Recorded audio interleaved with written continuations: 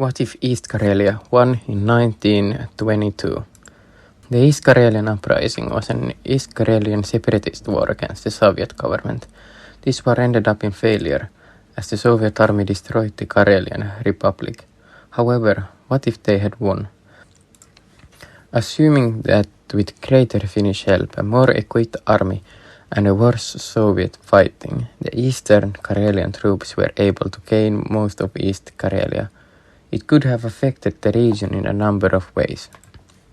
As a result, East Karelia may have become its own republic for a time. However, it is highly likely that it would have later joined into Finland, likely as an autonomous region, as the Uhto movement was already highly influenced by Finnish nationalists.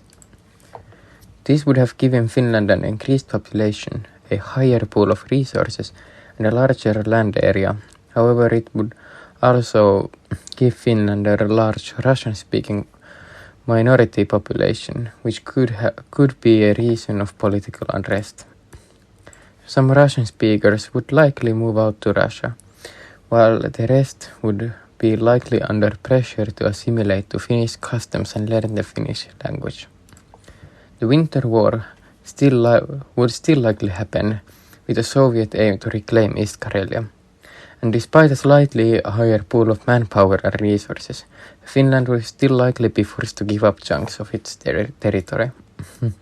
However, Finland likely would have maintained more land in our timeline, as a slightly higher pool of manpower and easily defendable dense Karelian forest would have made Soviet advances slightly more difficult.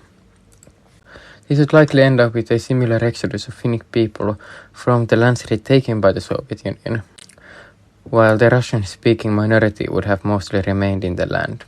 These events would unlikely change the events of World War II, and while the continuation war would still likely happen, and while Finland would likely push farther than they did in our timeline, Finland would still in the end lose. The Soviet Union would likely reclaim all of East Karelia and some parts of pre-1922 Finnish-owned Karelia.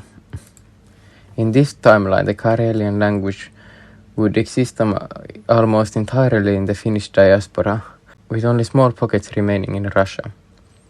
However, it would likely take much more time for Karelian to be recognized as a distinct language from Finnish, which would negatively impact preservation efforts.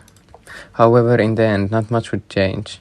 Finland would likely retain slightly more land and have a slightly higher population. However, nothing drastic would change, and Finland would likely be in a similar place it is today.